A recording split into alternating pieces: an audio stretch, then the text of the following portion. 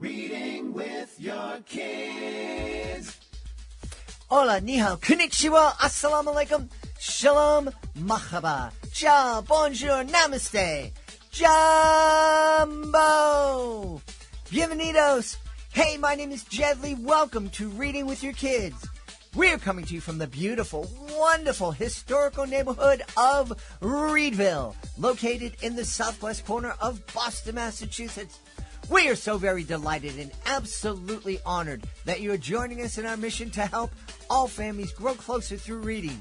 We do that by sharing fun, thoughtful, and thought-provoking conversations with fascinating people who just happen to be writing books for kids of all ages. Please be sure to tell all of your family and friends about the show and let them know that they can hear us on the WREB AM/FM 24/7 radio network. And they can find us on the iHeartRadio app, on Spotify, Apple Podcasts, Good Pods, Podcast Addict, Audible, Amazon, CastBox, Player FM, Boomplay, Ghana, wherever you find your favorite shows. Three wonderful guests for you today. Carrie Finison is returning to the show to celebrate Pigs Dig a Road. Kirsten Henry will be here to celebrate quieting Hazel's heart. And later in the show, we return to Authorpalooza in Norwalk, Connecticut to speak to Greg Slomba. Come one, come all for the mind-bending, dungeon-stomping, time-shifting, dragon-slaying adventure of a lifetime. What's happening? Something bigger is happening here. Yeah. And someone else is calling these shots. Yeah. I'm your biggest fans. I don't want you dying in the third episode. Guardians of the Game is a real play Dungeons & Dragons podcast that's sure to excite and delight listeners of all ages. How would you like your very own circus show right here? Something good or something bad? That is up to interpretation. Whether you're a seasoned D&D veteran or looking for a wholesome but epic way to get into the game for the first time, Guardians of the Game has you covered. Let's get gaming, Guardians. Well, my work here is done. Guardians of the Game premieres on September 18th with new episodes every Wednesday. This episode is brought to you by Daphne Draws Data. From the imaginative mind of best-selling author Cole Nussbaumer Knaflick and the vibrant illustrations of John Skewers comes a story that will captivate kids and grown-ups alike. Daphne is not your ordinary dragon. She doesn't breathe fire. She breathes life into numbers, turning them into pictures that solve mysteries, forge friendships, and save the day. Daphne's journey celebrates unique talents, the power of teamwork, and the beauty of seeing the world through a different lens. This dragon's tale is perfect for parents and educators to inspire the next generation of curious minds and innovative thinkers. Get your copy today. Daphne Draws Data. Join us right now from the greater Boston area. Our guest is returning to the show. Celebrate her brand new picture book. It's called Pigs Dig a Road. Please welcome back Carrie Finison. Carrie, how are you? I'm well, thank you. Thank you for having me back. Delighted to have you back on. Now, I got to ask a question. The pigs digging this road, are they the ones that dug the Ted Williams tunnel and you know, it took 20 years to finish the big dig? They might be, because this project definitely takes them a long time, and I know that the big dig was way over time and way over budget, so.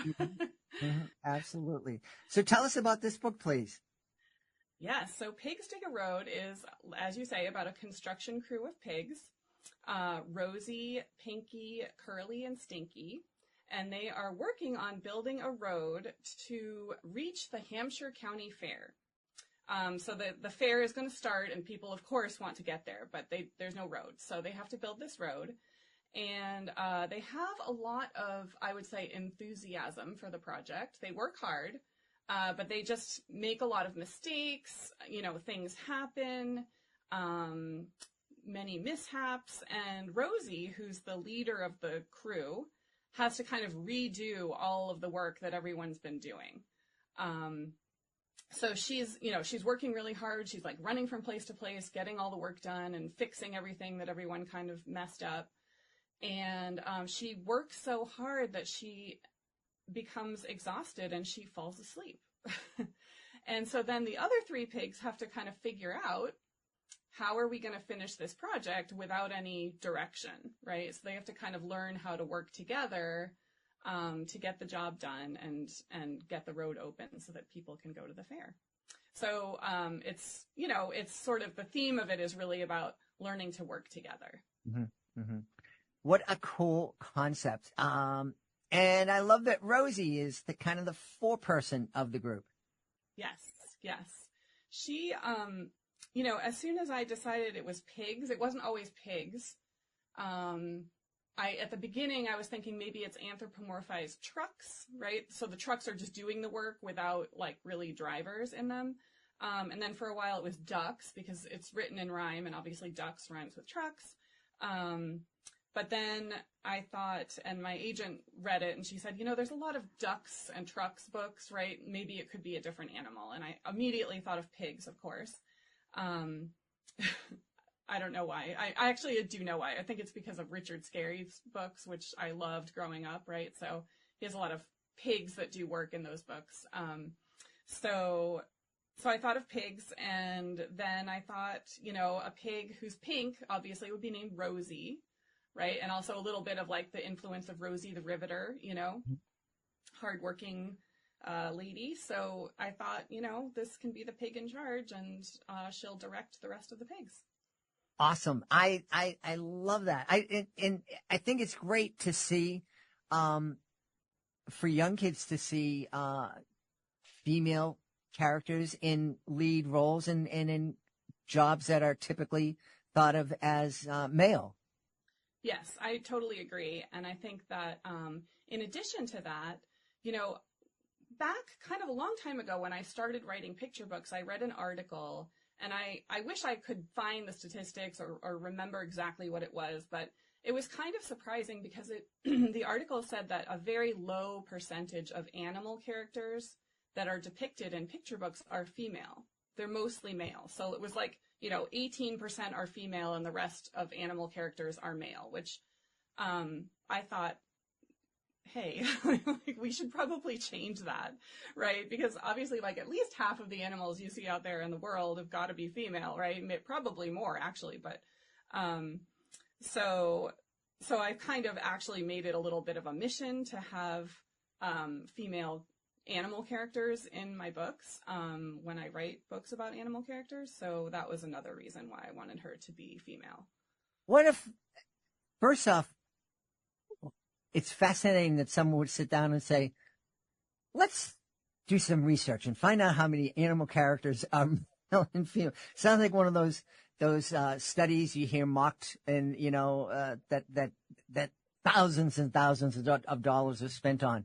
But it does make sense to kind of, especially when we see that imbalance. Yeah, I think it's interesting because even just in, I kind of started being really conscious of my speech, actually, because even in normal everyday speech, like if I see an animal on the side of the road, right, unless I know it's female, like a dairy cow or something like that. But if there's just a fox running along, I will refer to it as he. I think we're all kind of conditioned to do that. Mm-hmm. So, and it's just one of those things that we don't even think about. But when you actually start thinking about it, it's maybe something that we want to change because, they're not all he. And so what does that actually mean and look like, mm-hmm. Yeah. Fascinating. It really is fascinating. And one of the, I don't know what the statistics are, but based on the guests who come on the show, most of the guest authors, children's authors that have been on Reading with Your Kids have been female. Yes. So it's interesting that they would all choose to write about male animal characters. Yeah, I know. It is funny, isn't it? Yeah. And, I think there's some pretty well-known, like, female animal characters, right? So, like, if you think about, like, Frances the Badger, the Russell Hoban character, or, I'm trying to think of other, I feel like there's other, like, female animal characters that are really well, like Olivia the Pig by Ian Falconer is another one that was like a best-selling book. So they're out there for sure. But I think the majority of books that are just on the shelves, refer to most animal characters as male. And even when I started writing that way, I think it was actually my first book that came out was Dozens of Donuts, which has a female bear character. But in the first drafts of that book, it was a male bear. And so when I changed it to a female character, it almost felt wrong to me. Like I don't know, I would stumble over it myself. It was kind of weird. But as I worked with the manuscript, like it just felt more and more natural. So I just kept going with it. Yeah. Funny. It's fascinating. You mentioned that the pigs have to dig this road so everybody can get to the fair. Yes. One of the things that I found, because I've performed at many county fairs, growing up in Boston, I didn't go to many fairs, 'cause we don't have one in Boston. There are a few outside the city, but we weren't big fair goers. But when I started performing at that, one of the things that I noticed is almost every fair, they're huge. Everybody goes to them, but there's only one road in and one road out. And so it's always hours to get down that one country road to get to the fair. Yes. When my kids were young, we would go to the Topsfield Fair, which is, up north of here. And, same thing. I mean, there's like one road kind of to get there, one main road, and then the parking lot's right off the road. So it is convenient because the parking lot's right there, but, that's the only way. So It's the only way. Yeah. yeah. So I just thought it would be also a fun reward at the end of the book for the road to actually go somewhere that was really fun and exciting, and that kids would want to see, like, visually how it would look, and also that the pigs could enjoy when they finally finish their work. They get to go to the fair. So Very cool. Very cool.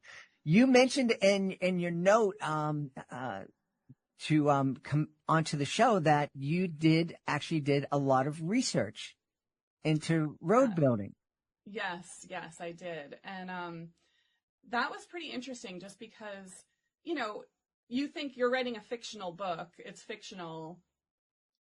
How accurate does it have to be? But I felt like I wanted it to be really accurate because, even though it's obviously a fictionalized world with pig characters, I really wanted the steps of the road building and the heavy equipment, like the machines that were used, to be accurate. So luckily, I also knew, I knew that if I wrote this book and I made a mistake, that there's some 5-year-old out there who would read it and would know that it was wrong, right? And just feel very disappointed in me. And then I would feel disappointed in myself. So I didn't want that to happen. So, but luckily, road building is a topic that kids have been fascinated with for a really long time. So I was able to find a lot of books written for kids, and also videos. So like videos of construction crews working, but that were like produced and aimed at kids. So they were kind of telling like the simplified process of how it works. Because, there are obviously a lot more steps than what are really depicted in the book, but these are sort of the main steps. And I was glad to be able to find some resources that kind of broke it down very simply, so that I could include those in the book. Kids seem to be fascinated by trucks. Why do you think that might be? I think trucks are, they're so big and powerful. And what they do, I mean, they can hold up traffic, right? Like, they're interesting to watch. It's interesting to see what they do. They make huge messes, I was just thinking the other day when my daughter was really young and she could hardly talk, but we would drive by these construction sites on the side of the road, and there would be like these giant sort of piles of gravel and dirt and stuff like that they were digging up, and she would say, big dirt. Like, she just was so fascinated by those giant mounds that the construction vehicles would create. And I don't know, I think it's just really fun to think about being able to sort of influence the world in that way with that kind of machinery, Yeah. Your daughter yelling big dirt, it reminds me when I was young, my family and I were camping right next to the Cape Cod Canal and a little campground. And every time a big ship was going through the canal, someone would be running through the campsite, big boat, and everybody run out to see it. And those boats probably weren't big compared to the things that are sailing the seas these days. Yeah, but when you get to see it up close like that, it's really cool. Yeah, very, very cool. So very fascinating. What was the most interesting thing you discovered in your research? Oh, that's interesting. The most interesting thing I discovered. I think that,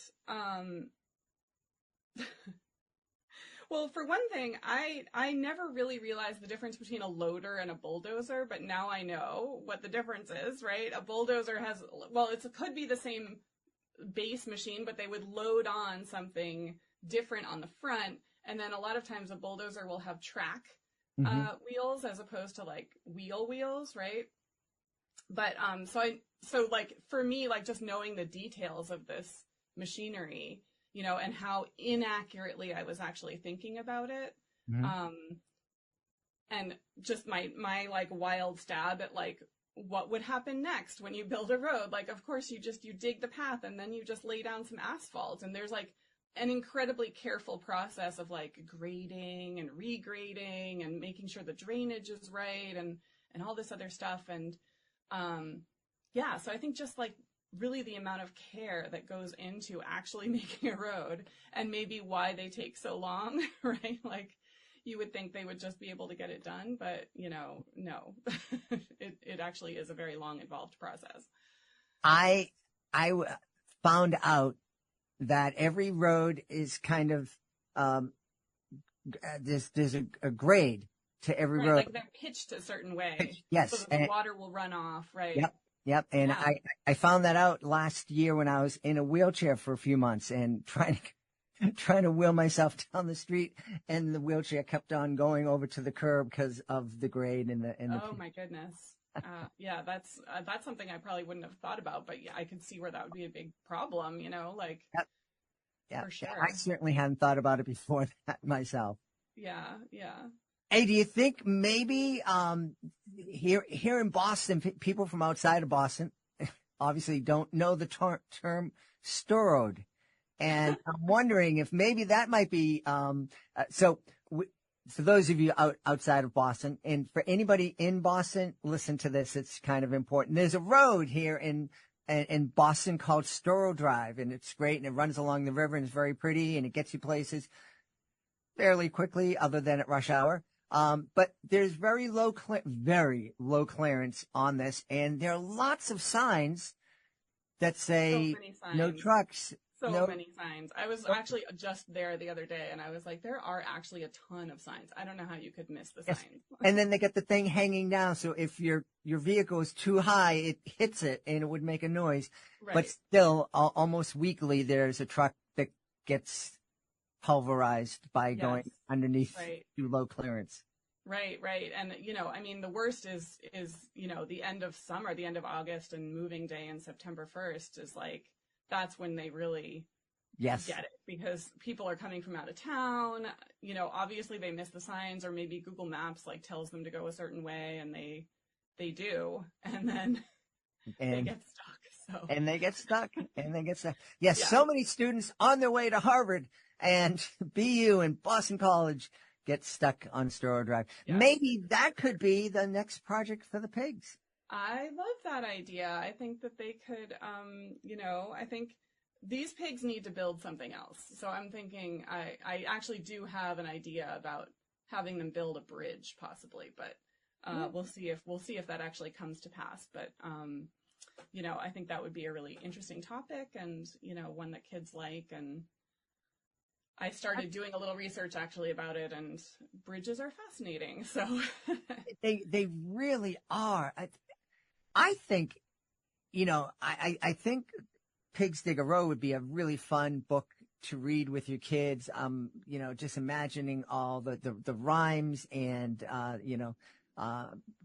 talking about the illustrations and then getting into conversations about trucks and construction workers. But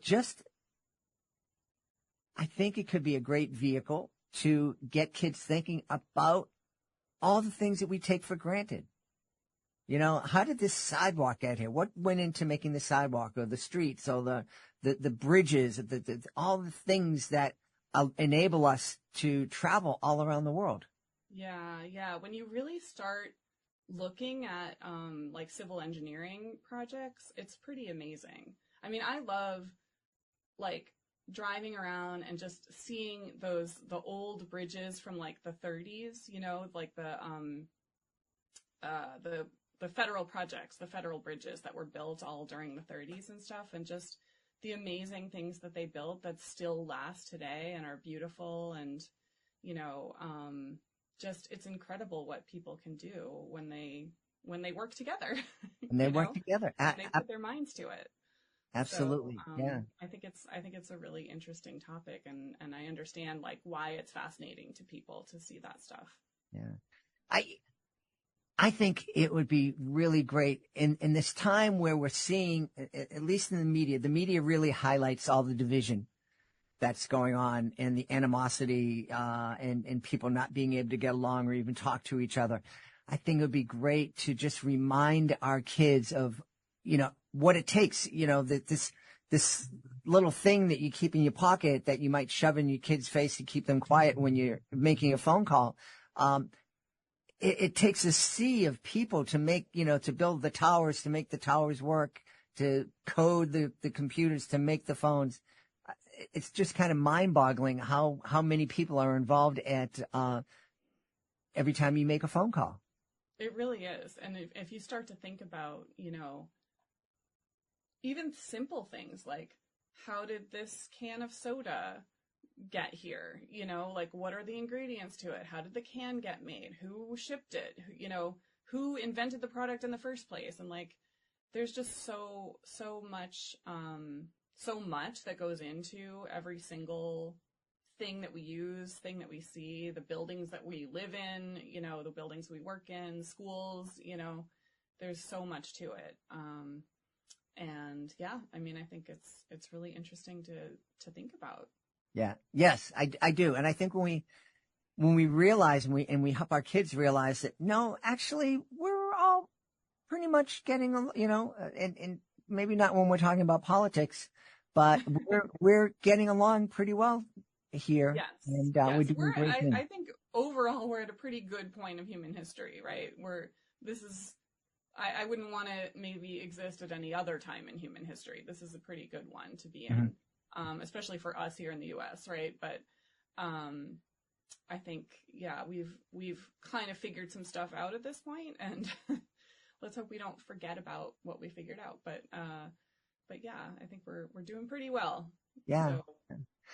One of the questions that one of my interns was posing to me and kind of researching is the idea of animals.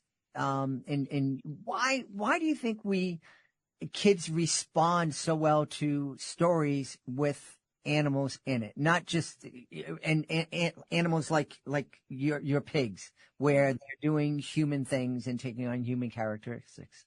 Yeah, I think that's a really good question. It's so interesting to me, because I think that, well, a few things. One is, I think animals are obviously like cute and funny to look at sometimes, right? So just illustration wise, I think they lend themselves to pictures that are fun to look at, right?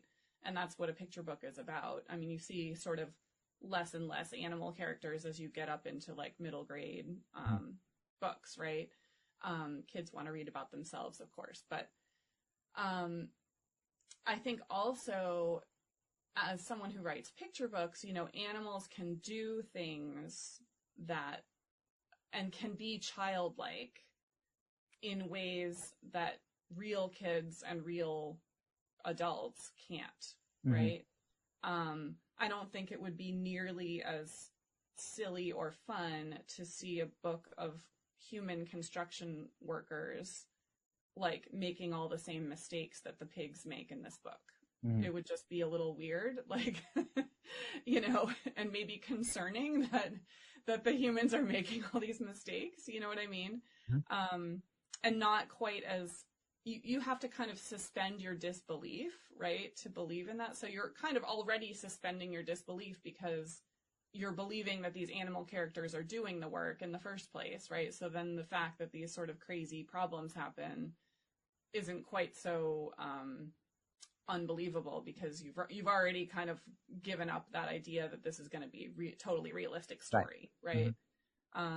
So for me as a writer, I think that's a big part of it, is when I want to write a story about characters doing things that I know that human kids can't really do by themselves, or that are just so silly that like humans wouldn't do that, then I will use animal characters, because I think that just lends itself to telling that story better. Yeah. So Interesting. We've learned so much today. yeah. Yeah, I love it. There's Hey, always things to learn. what's coming up next from you? So I have a few books that are being illustrated right now. So after Pigs Dig a Road comes out, I'll have a little break for a while, but then starting in the early 2026, I have a sequel to Dozens of Donuts, which is called Plenty of Pancakes, and that's coming out, I think, in January of 26. And then I have a companion book to Don't Hug Doug, which is called Even Steven, and it's about a little boy who is learning about sharing, and it's sort of in a humorous way. Mm-hmm. And then I have actually another book about trucks called Touch a Truck, which is coming later in 2026, probably. Wonderful.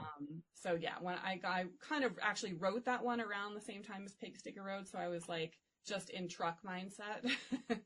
And so thinking about trucks, and that one is about all kinds of different trucks, like fire engines and garbage trucks and mail trucks and things like that. So very cool. Well, you have an open invitation to come back when those books are out, so we can celebrate. Oh, thank you. I'd love that. That'd be fun. Let's tell everybody where they can go to find out more about Pigs Dig a Road and find out more about you. Yes. So Pigs Dig a Road was written by me and illustrated by Brian Biggs. And so you can go to my website, which is carriefinison.com, or you can go to the publisher website, which is penguinrandomhouse.com, and find out more about it. We've had a great time speaking to the author of Pigs Dig a Road, brand new picture book from our guest, Carrie Finison. Carrie, thanks so much for being back with us. Thanks for having me. This episode of Reading with Your Kids is brought to you by Carol Selleck's Musical Me collection of picture books. This collection inspires kids to embark on a musical journey, and you're going to love it. Play For Me, Peter captures the excitement, challenge, and joy of making music. Sing For Me, Sarah encourages children to step into the spotlight and find their own voice with a beautiful original song at the end of the book. And at the end of Play For Me, Peter, you're going to find an original song to help kids learn how to read music and play a musical instrument. Both Play For Me, Peter and Sing For Me, Sarah are available at Amazon and at Carol's website, carolselleckbooks.com. Join us right now from the beautiful state of Minnesota. Our guest is here today to celebrate her debut children's picture book. Is called Quieting Hazel's Heart. Please welcome to the show, Kirsten Henry. Hey, Kirsten, Thanks. How are you? Thank you. I'm happy to be here. My name is actually Kirsten, which I know it's quite a Minnesotan name. But it's pronounced Kirsten, but I'll answer to anything. Well, no, I'm really happy. I don't know if I've shared this story. One of the very first podcasts, so I've been doing Reading with Your Kids for 7 years. And before that, I had 2 podcasts that were short-lived. And one of them was called Funky Jesus Music. And, somebody reached out to me at night and it said, "Hey, you should interview this guy. He's a really great up and coming artist." And I said, "Okay." And I found him on social media and I sent him the invitation. And literally the next morning, I was interviewing him. And his last name was spelled Thulin. And so throughout the show, I am referring to him as Jonathan Thulin. Jonathan Thulin, this and that, great music. And at the end of the interview, about 45 minutes later, he said, "By the way, I pronounced my last name Thulin." Oh, no. Well, that's too bad. You should have told me that 40 minutes ago. So thank you for correcting me, making sure we know how you pronounce your name. Tell us about Quieting Hazel's Heart, please. Well, Quieting Hazel's Heart is my debut picture book, and I'm very excited about it. It just came out August 13th, so not long ago. And it's about a little girl starting preschool for the first time and how she has trouble separating from her mom. And she has a lot of feelings of she's scared, she's nervous, she's got anxiety, and her heart thumps a lot in the story. And that's kind of a feeling that all of us can relate to, whether we're Hazel's age or whether we're an adult trying something new. I think all of us can relate to the feeling of being nervous, and you feel your heart start to pound quicker and quicker and harder, and it's a fear of the unknown, right? Mm-hmm. So her mom suggests a couple different solutions, but they don't seem to help too much. Her teacher has a suggestion, and then when she follows her teacher's suggestion and she adds in a little bit of her own creativity, she starts to calm down a little bit and feel a little bit more comfortable with the entire situation. And and she realizes that she can control it, and that other people might be feeling the same way. So now this is probably something that you've experienced a whole lot in your life, not so much being scared about your first day of school, but you've been an early childhood educator for almost 20 years. Yeah. So over those 20 years, we've seen lots of littles come in with various issues. And, and after reading book after book after book to little children, I just thought, I bet I could do this. Like, I should write about some of these issues that are common that kids have, and that preschool teachers could read in the classroom, or any kind of caregiver. It doesn't have to be a preschool teacher, but since I am closely related to that, that's what made me go to it. Like, we need something for our teachers to read. And this is a perfect book for teachers to read at the beginning of the school year. Yeah. Now, I'm wondering, one of the things, this is a question I'm asked very often by young performers when they find out that I've been performing and on stage for 35 years and thousands of shows. A lot of times people come up to you and say, how do you do it? I get so nervous and I can't concentrate, and my heart is beating so fast and I'm sweating at the butterflies in my belly. And one of the things I tell those young performers, and even some older people who are performing for the very first time or don't do it that often, I tell them that those feelings, that the elevated heart rate and the butterflies in your belly, those are the same exact physiological things that you will feel when you're excited. So just tell yourself that you're excited. You're not nervous. You're just excited about this thing. And I imagine that's an excellent point. Yeah. Yeah. I imagine you can't use the word physiological with a little, but do you think that kind of advice would help? Oh, definitely. And you know what? I don't think it's bad to throw in a big vocabulary word like physiological with little ones. Like, all you have to do is explain that it's part of your body and it's a normal thing that happens and everybody feels it. And, anything that can help littles understand the world around them is beneficial, right? I don't know if you're like this, but I actually love when I'm talking to a little kid and they come up and they use a word like physiological in a sentence correctly. I just blows me away, and I love it. Yes. I think I got called out one time for calling a shape a square, and somebody, like a preschooler, called me out and said, no, that's a rhombus. Well, then he would explain that to me, because I was like, oh, okay, then thank you for teaching me that. We've talked a lot in just recent times with educators of young kids, both preschool and kindergarten. How, in your almost 2 decades of teaching preschool, what kind of changes have you seen happen in your classrooms? And have they been positive, negative, mixed bag?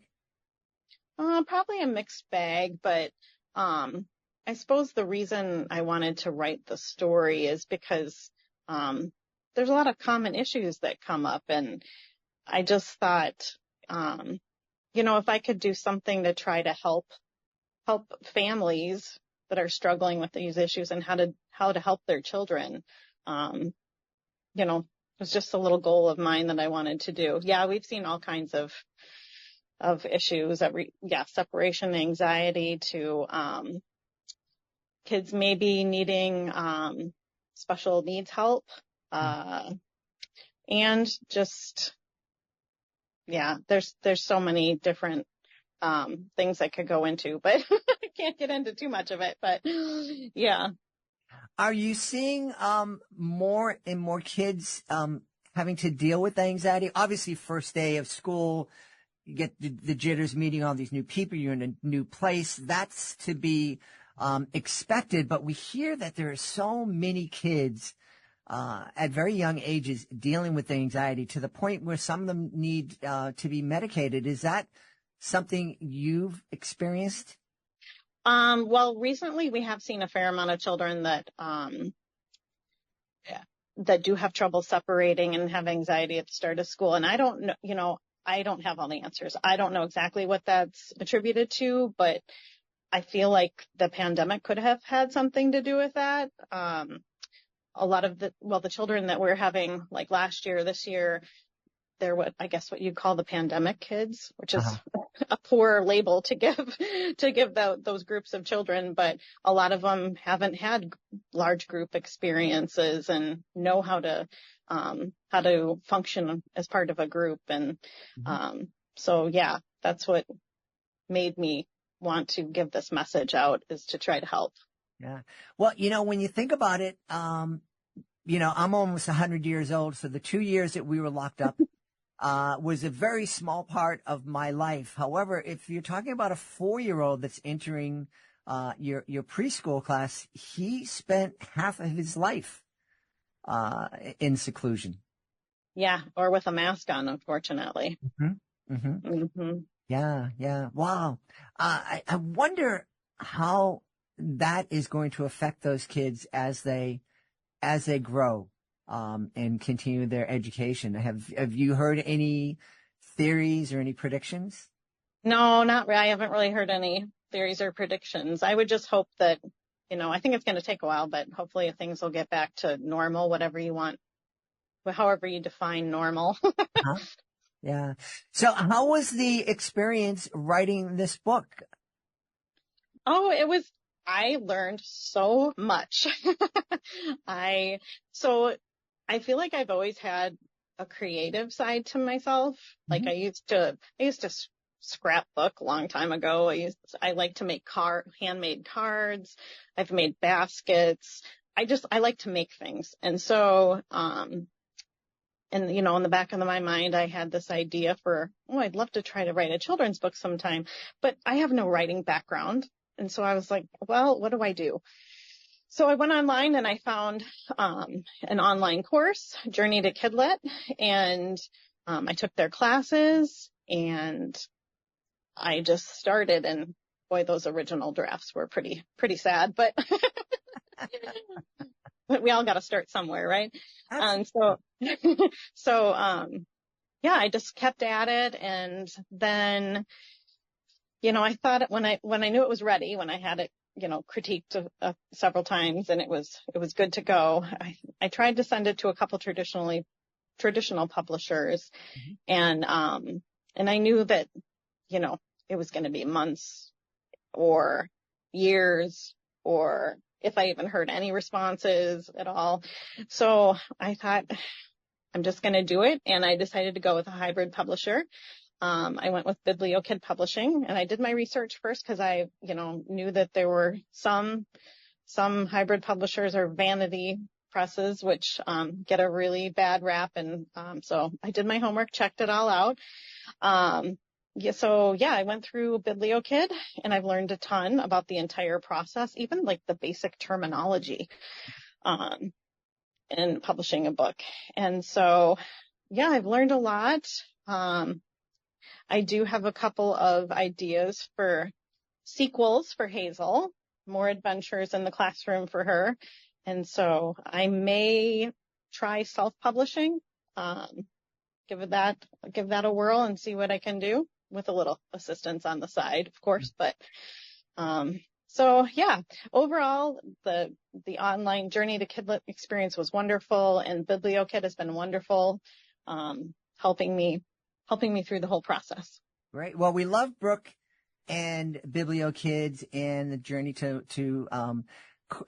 course that you took.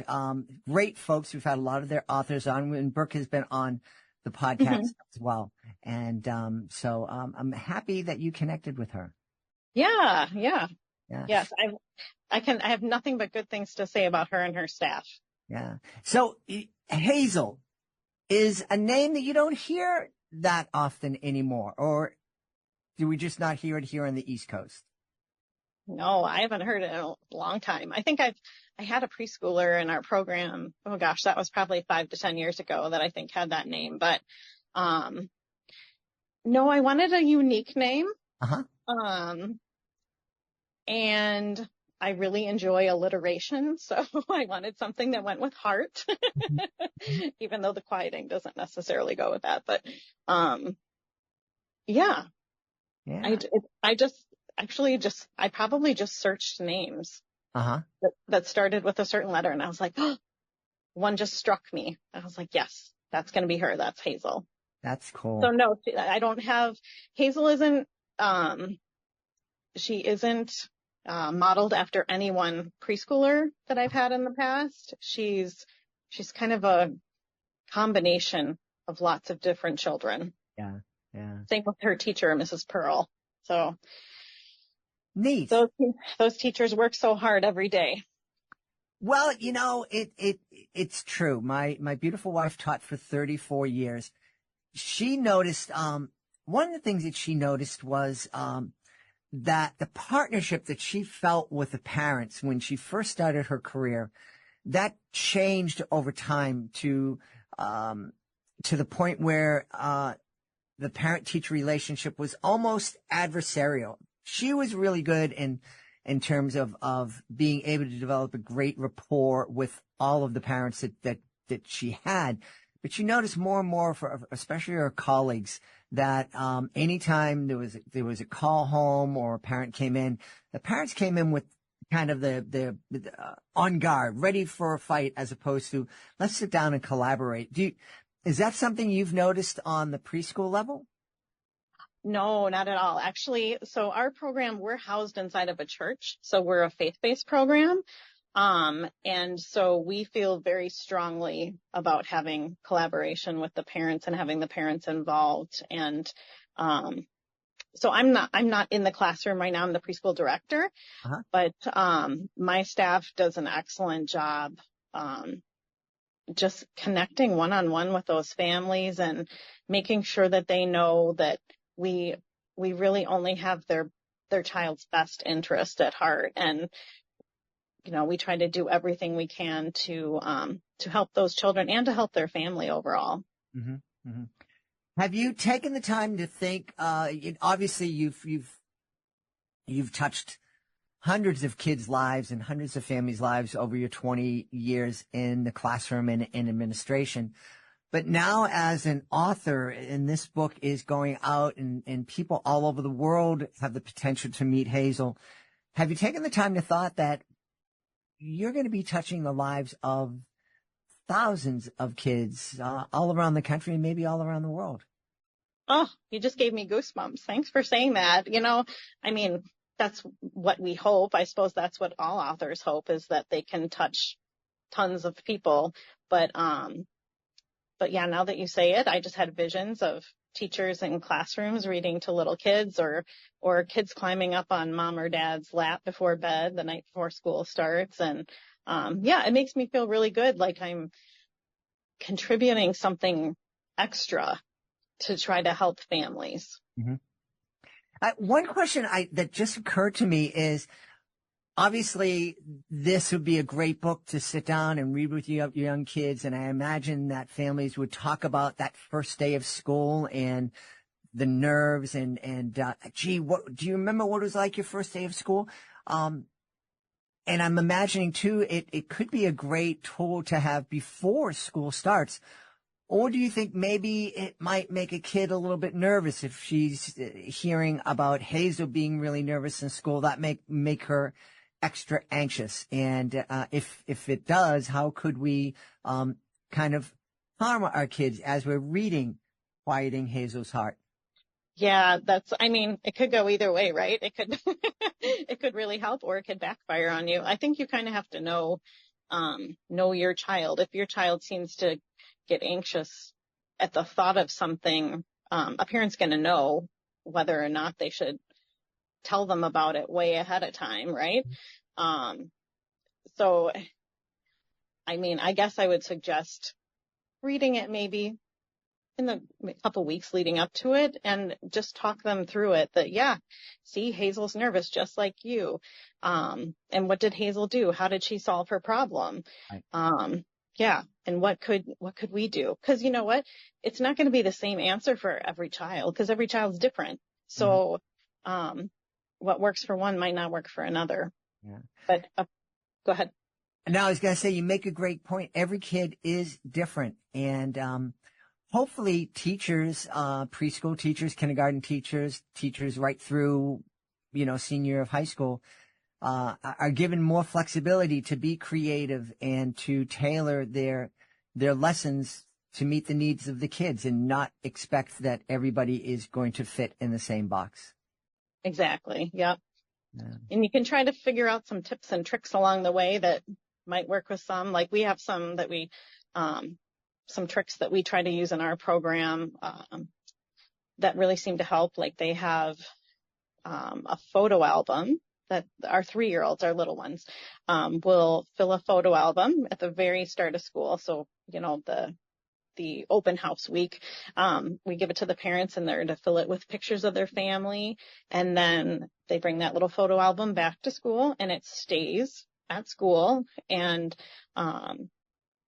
those little 3-year-olds will go run to their photo albums and just looking at pictures of them with their dog or them with their mom or their brother. It provides them some comfort and it helps a lot of them transition. So that's just one little trick we use. There's lots of programs, have different tricks that they've used, but that's just one little one that works at ours. Yeah. Well, we should tell everybody where we can go to find out more about Quieting Hazel's Heart and find out more about you. Great. You can go to my website. It's KirstenLHenry.com. That's KirstenLHenry. So, yeah, you can go to my website, find out about it. Otherwise, Quieting Hazel's Heart is available. Amazon, Barnes & Noble, pretty much anywhere online. We've had a great time speaking to the author of Quieting Hazel's Heart. It's the debut picture book from our guest, Kirsten Henry. Kirsten, thanks so much for being with us. Yes, thanks so much for having me. I enjoyed our chat. Are you looking for a creative way to bond with your kids? Let me tell you all about Drawing with Your Kids, the ultimate destination for artistic adventures. Join us as we dive into the wonderful world of children's books with renowned illustrators guiding you step by step. From beloved characters to whimsical scenes, unleash your imagination and create cherished memories together. Whether you're a seasoned artist or just picking up a pencil, there's something for everyone at Drawing with Your Kids. Please visit our website, readingwithyourkids.com, and click on the Drawing with Your Kids link at the top of the page and let the creativity flow. Drawing with Your Kids, where every stroke brings stories to life. Hey, we are in Norwalk, Connecticut, just outside New York City. We're here at the Connecticut Book Authors Festival at the Norwalk Senior Center, and we're sitting down talking with Greg Slomba. Greg, how are you? Great, Jed. How are you doing? Doing great. I love the fact that Connecticut authors are really active in terms of setting up different events to connect readers with authors. Yes, I started my author journey a little over 10 years ago, and when I started, there was literally nothing, and now it's just grown by leaps and bounds. And the good thing is, I think the authors themselves are starting to form bonds and relationships and passing off information and ideas to each other, so it just makes all of us stronger. Yeah. You and I were talking at a Connecticut Authors event earlier in the year. You were telling me about your Deliverers series. Yep. The Deliverers series is a middle grade series for fantasy adventure, and it's 4 books. I had just released the last book in February, which was a couple months after we had first talked. it's doing really well. Everybody seems to enjoy it, and I'm glad that it's finally come to a close. It was a long journey, over 10 years before I got all of them done. And now I've released a collection of, I guess you might call them spiritual, but they're uplifting stories and poems, short stories, which were actually the inspiration for the Deliverers. So I had written these a while back. Interesting. Do you miss the Deliverers now that you've finished with the series? Do you wake up, like, gee, I wonder what that character... I really like to explore these characters a little bit more. Well, yeah. I mean, you get so invested in them over that period of time that it's kind of hard to leave them behind. So now I'm consciously trying to do something a little bit different. I always promised my wife I'd get this book out of the short stories once I finished the series. So I did that. I got Emily Hurst Pritchett, my illustrator, to do 12 black and white illustrations for each of the stories, one for each of the stories. And my wife actually did watercolors. I have 4 poems in there, and she did the watercolors for the poems. Wow. So, now I'm looking in different directions. But I know I woke up one night and I said, you know what? If I wanted to continue the Deliverers, there is a little door that's open, and either with the same characters or maybe different, but in the same, with the Hallway of Worlds and the Gatekeeper. So you never know. I think when we were talking last, I think I suggested one of the doors should open onto like a dead mall or something like that. Yeah. And that was highly apropos for where we were at the time. But, at the end of the last book, they have all this matter that's been collected, and the Gatekeeper has made a new world. And it's unpopulated, and they just kind of left it at that. And so part of me is like, oh, did I subconsciously leave the door open for something to happen there? But we'll see. You never know. Any desire to get into another genre, maybe picture books, young adult? Well, I mean, my short story book, it's called As the Owl Flies, and it's a collection of uplifting stories and poems. And those were written... I used to be an adult advisor to my church's high school community group. And we had a retreat every Christmas, and I would write a story for the retreat, and then at the middle of the night, at midnight, it was an overnight retreat, everybody would come up into the church and sit in the circle, and I would read the story. It was based on the theme of the retreat. And I did that for 17 years. So I took 12 of those, and I put them into a book. And so that's a little different genre for me, and it's right now that book to me is kind of like an odd duck because it's not fantasy, it's not adventure. There are a lot of different little genres within it. About half of them have a white owl that appears to help people, and that's where I got the idea for Stig from the Deliverers.